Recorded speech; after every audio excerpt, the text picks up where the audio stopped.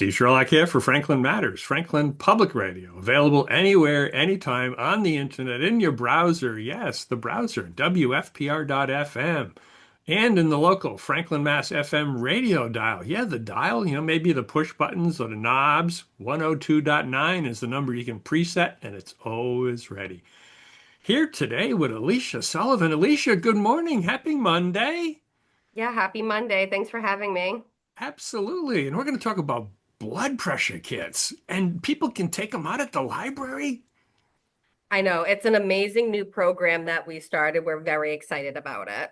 Excellent. So we'll get into more details, but you spend time at the senior center, so people know you there. But if they don't, tell us a little bit about this Alicia Sullivan, who's a nurse for the town. Yeah, so my name's Alisha Sullivan. I work for the town of Franklin's health department. I am a public health nurse. I've been a nurse for probably like 14 years. I used to work at Milford Regional Medical Center before I came over to here. I've been working for the town for approximately 4 years, and I am also from the town of Franklin. Nothing wrong with that part. And you're a little busy. I think, if there's a kind of a typical day, it may be depending upon if you're at the senior center, because that typical day is a little bit different from a day when you're doing, say, one of your trainings that you coordinate with the fire department. Yeah, so being in public health, the responsibilities can be vast. Anything from dealing with communicable diseases in the Mm, area. It can be educational trainings. I partner with the Franklin Fire Station, specifically the EMS captain, Lori Kay, and we do a lot of free trainings for the public, like hands-only CPR, stop the bleed. We also just started incorporating choking emergencies and how to respond to that as another new mm, training. yeah. I have done other trainings though, like per request at senior centers. I've even Yep. gone to St. Mary's before and have done them on anything from nutrition to stroke prevention. Uh, I'm willing to consider anything to go and help spread the word on Well, and I healthy think too, healthy especially habits. with kind of stop the bleed, I think you did some for either, what was it, the high school or the youth hockey? Both. We've Both. done, Yeah. yeah, we've done the youth hockey. The coaches really want to learn how to do that. And every year we go to Tri-County with the carpentry class. We do their students and review everything with them. And it's just a great review because sometimes even to know like where is that equipment located? Hmm. What would I do in emergency? It just makes you think, what would you do Yes. in a type of emergency situation? Yeah. Yeah. Because between carpentry, certainly with ice skating, Oh there is yeah. a possibility for some blood, Yeah, unfortunately, for to injury. start occurring. Yeah. Absolutely. And that quick response, having taken the class, the quick response certainly is much better. I feel like the more education you have in regards to some of these things, the better people will respond to it. A lot of people can be really nervous with not knowing what to do. And by taking these classes, it gives people some confidence to step in and help. hmm Yep. And then when you're at the senior center, one of the things that you do there amongst kind of the health checks is the Yep. blood pressure and blood sugar checks, right? Yep, I do blood pressure screenings. I've reviewed medication with people. We'll go over healthy eating, checking blood sugars. I've also will do wound care for people. Basically, whatever people need, help finding doctors, anything that's in my purview where I can help them, we will do that. I hold office hours here on Thursdays from 8:30 to 2 o'clock, but I am here. My office is located here. So it can be any day of the week that people come in and seek help. Sure. Yeah. And then particularly on the blood pressure kits, there are now some available at the libraries. You can take it out and along with a book or a movie. Yeah, so this is actually, we are the first library in Massachusetts to do this program. So the Franklin Health Department and Franklin Library partnered with the American Heart Association to launch, it's called Libraries with Heart program. Hmm. So offers a really convenient way for people to come to a welcoming place like the library to get their blood pressure checked and an opportunity to borrow the equipment if they need it. So we do have a station located on the second floor near where the computers are. So if people just want to go in and get their blood pressure checked, they can do that. But there's also the option to check out a blood pressure, an automated blood pressure monitor to take home, basically like checking out a book. So second floor, if you go up the stairwell into the newer section, there's a row of computers. There's a station right there, so you can actually just Yep, sit to the down and right. be comfy and take a test. Yep, and along with the kits and at that station, there's information that basically teaches people what is normal blood pressure, how to eat healthy, stress management, physical activity information, and eliminating tobacco use. So basically, just good, healthy habits to follow to help keep your blood pressure Hmm. in check.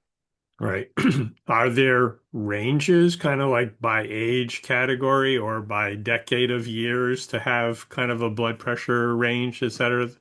No, so actually, they want your top number, your systolic blood pressure, to be 120 or under. And then that bottom number, the diastolic blood pressure, they want it to be 80 and lower. Ah, So that top number, the systolic blood pressure, is basically measuring the blood pressure when the heart is pumping, the amount of force against the artery. And then okay. that diastolic, that bottom number, refers to like the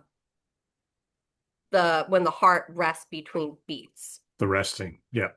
So it used to be they would look at age to go and see what your blood pressure was, but it's not like that anymore. Of course, if you have a cardiologist or have certain medical um, any kind of past medical history, your Hmm. doctor could want you with different blood pressures, but for the most part, they want you 120 and under for the top number and 80 and under for the bottom number. Aha. Good to know. Hmm. Well, we thought it was really good. High blood pressure is the leading cause of death in the United States. And I was Really? looking up some statistics because I knew that we were going to be doing this. And it's Aha. actually the second leading cause of death in Massachusetts, with cancer being number one. The big C. So, high blood pressure is very prevalent, and it's really good that people know their numbers and know how to take care of themselves because a lot of symptoms, like you don't usually have symptoms when you have high blood pressure. Some people do, Hmm. but a lot of people don't. Right. They call it the silent killer because of that fact. True. Yeah. And by way of disclosure, yeah, I've been a long time athlete, long time runner, long time walker, and then all of a sudden, the last couple of years, the doc says, your blood pressure's a little high. It's like, wait a minute, really? Me?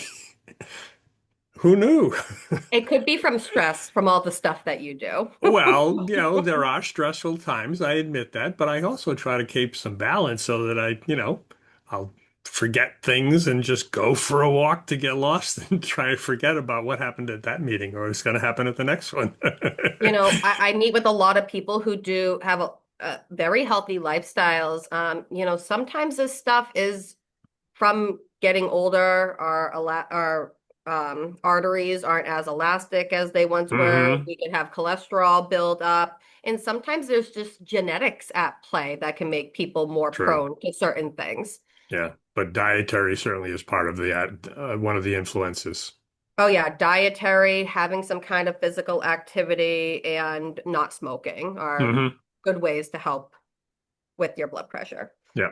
Yeah. I've never smoked. So I've been a long time athlete, although there was one historic time that as an eighth grade chaperone to a trip to Quebec, I took a puff on a peace pipe for the cause. That was the only time. Well, hey, in Canada, no, I'm kidding. The eighth graders loved it. I'm sure they did. It's like, look at that. He did You it. probably got a lot Oh. of cool points for doing that. Yes. Yes. The daughter was happy. But yeah, I think it's great that you're doing this because I think to have people know that these types of resources are at the library because we have one of the most beautiful libraries, Mm, in my opinion. yes. And it's a great, neutral, comfortable place. Free. You don't have to worry about cost or anything like that. It's a very comfortable place to go to. And for whatever reason, let's say you weren't sure what type of blood pressure cuff you wanted to buy, or you only needed monitoring for a short period of time, or you happen to be tight on money and can't get a Mm, cuff at the time, you sure. can go to the library, check one out, just like you're checking out a book, and be able to use that cuff. Yep. That makes sense. Yeah. And amongst the other things you do, certainly you're familiar with the library because I think, what, twice a year you do a health fair, kind of a springish and fallish, and bring in a Yeah, whole bunch of other health-related vendors for a fun afternoon. Oh yeah, so we do the health fairs. We have a lot of fun with those. And the health fairs are basically we get a whole bunch of vendors, health related, and it can be anything from foot care. We have the police come, the fire station. They always bring good stuff. The YMCA, a lot of times we can get like a nutrition place to come in. We get a variety of vendors that focus on healthy habits, and they come to this health fair. They have a lot of free giveaways, and it's a really great thing to just teach people about some of the businesses in the area and what people do and the resources that are out there. Yeah, because there are a lot, and I think you've even worked with the GIS folks to come up with a few targeted maps. So Oh certain yeah. layouts of resources for specific health arenas. Yeah, so if you ever go to the Metacomic Public Health Alliance, it's the Franklin, Rentham, and Norfolk.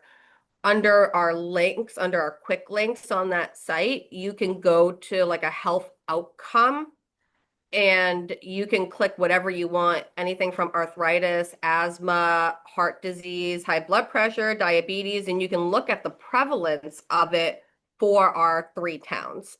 It's really cool. Mm. So you can, the individual can say, well, how popular is this? Exactly. And it's cool because it even breaks it down with like certain areas in town because you may see a little rise and you're like, Hmm. yeah. Right. Well, and that's also part of what you and, although more specifically, the epidemiologist kind of tracking some of those statistics over time. Clearly, you'll react, as I understand it, kind of on the specific incident. So if it's a foodborne illness or something, but then the epidemiologist will bring that kind of tracking and trending analysis to it. Yeah, so at this point, I do a lot of the looking at the trends. So like right now, it's respiratory season, flu Hmm. season. So I keep an eye on the flu numbers, on the COVID numbers. Also, during this time of year, we do see a lot of foodborne illnesses, and I am the lucky person who gets to call people and review food histories with them if anyone Uh, has ever received a call from me. So it can be fun doing stuff like hmm that too. But also what it links to, if people like, for instance, ate at a certain restaurant during that incubation period, so from when they could have potentially ingested the virus, bacteria, whatever it is causing the illness to when symptoms show up, the incubation period, if they ate at a restaurant, a lot of times it'll trigger a restaurant inspection to make Ah, sure right. that everything is safe at the restaurants. hmm Yeah, So that's how another way it links back with the health department also. right. Because health is important. Very. If you got good health, a lot of other things become possible. Exactly. Well, that's the whole point of when I think of public health nursing, we want to do primary prevention. So we want to get that information out to people, give them the resources and the education so we can hopefully try to prevent them from having the diseases. Yes, because prevention is worth much more than trying to recover from something. That's going to be much more expensive. Exactly. And, that's a lot of the reason why we do a lot of the educational things. I really enjoy teaching. So when we do our classes like hands-only CPR and stop the bleed, even though those can be more emergent types of things, you know, some of the statistics I've looked up with teaching these classes is it's like under 50% of bystanders will help when it comes to CPR.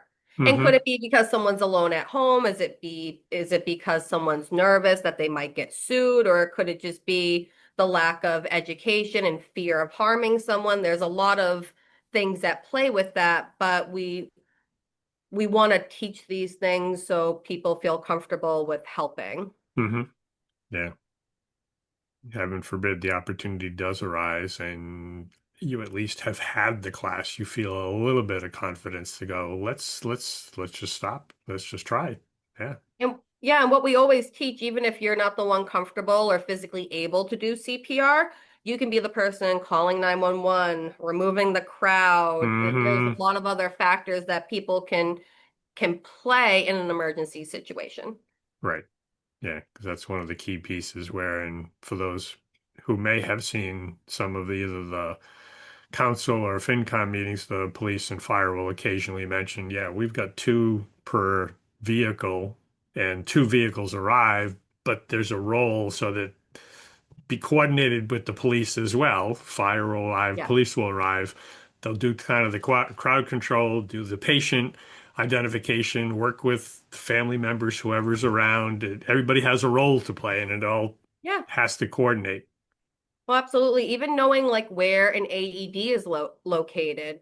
It's so funny. Whenever I teach these classes, I'll go and ask people because I have gone to people's places of business before. I'm like, do you know where your AED is located? They probably walk by it multiple times a day. People don't know. So it Hmm. just kind of, these classes just bring awareness and for you to just think outside the box in case an emergency were to happen. Right. Yep. And fortunately, at least based upon the standards, the AEDs should be on the wall, Yep. visible, marked. Um, They so, are, but what I've noticed, a lot of them are in white cabinets against white walls. So so people kind of tend to kind of blends. walk right by them and not notice it as much.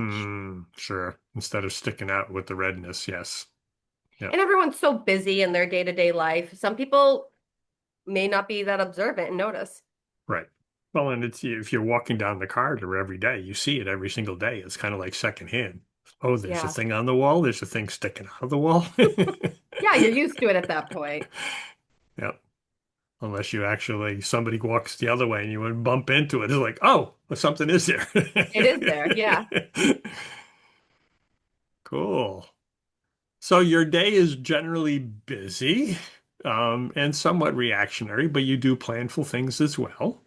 Yep. Yeah. So like you were saying with our health fairs that we tried to do, because I am part of an alliance, another thing that I did, we've had a community baby shower where we got recesses for expecting parents. That was, I can't even think of the date of when that was, but we're always trying to do something progressive to go and fill the gaps where need be. I Hmm. also go to the housing authority once a month and do blood pressure and glucose screenings there. But yeah, it can change month to month and day to day depending on the needs and what people what they come in and see me and are looking for. Right. And seasonal, because while we're in flu season now, as it gets to spring, you'll get into outdoor and Yep. ticks and Flu season, allergies. I always am planning like clinics and attending clinics to go and help give flu vaccines. And then when springtime comes, it shifts to something else. Hmm. And then summertime, you get into the sun protections. Oh yeah, Lyme disease education, Tripoli, West Nile virus educational things we teach about. Yep. There's a lot going on. Oh yeah, it changes from day to day, season to season. Yep. Definitely. Good. Well, I think we've covered a bunch. Is there something we haven't covered that you want to mention? Uh, Not that I can think of. I'm really happy that we talked about this new program. I think it's great opportunity because even if you don't need to borrow a blood pressure cuff, if you're just there in the library, want to check out your blood pressures and want to Hmm. know what the numbers are, what they mean to go and see how you're doing, it's a great opportunity to do so, especially because so many people go in and out of that library. And, just to reiterate, you really want your top number to be in the 120s or lower, and that bottom number to be like in the 70s or lower. Technically, a reading of high blood pressure is 130 up or over and 80 and over. Hmm. Okay. Yep. And you may not have symptoms with high blood pressure, but if that blood pressure remains high without treatment, without doing anything about it, it can really increase people's risk of having a stroke, a heart attack, kidney disease. That's why it's really good to regularly go to your doctor's appointments. And I know another issue that we're having in the area, people are having a hard time finding a primary care doctor. Oh, yes. Yeah. It's very hard. So if you haven't been able to do that, you can at least go and get your blood pressure checked out at the library. Or if you ever come into the senior center, people can come visit me and I can also do that and review things with them. Hmm. Sure. Yep. Good. And we'll also include links in the show notes. Certainly, people can go to the town page, look for health department, and I believe even off the town page, you've got the link to the Yeah, Medicomment. yeah, it should be on there also. Yeah. And it's the health outcomes and it'll show the three towns of Franklin, Norfolk, and Wrentham. Hmm. Good. Well, thank you, Alicia. This has been Yeah, fun. I learned a few thank you things. for doing this with me. I appreciate it. Good. And listeners, thank you for listening. Don't be bashful. Reach out to Alicia if you need to. Her email and info is on the town page. Certainly, you can stop by the senior center. And a quick reminder, we do this because Franklin matters.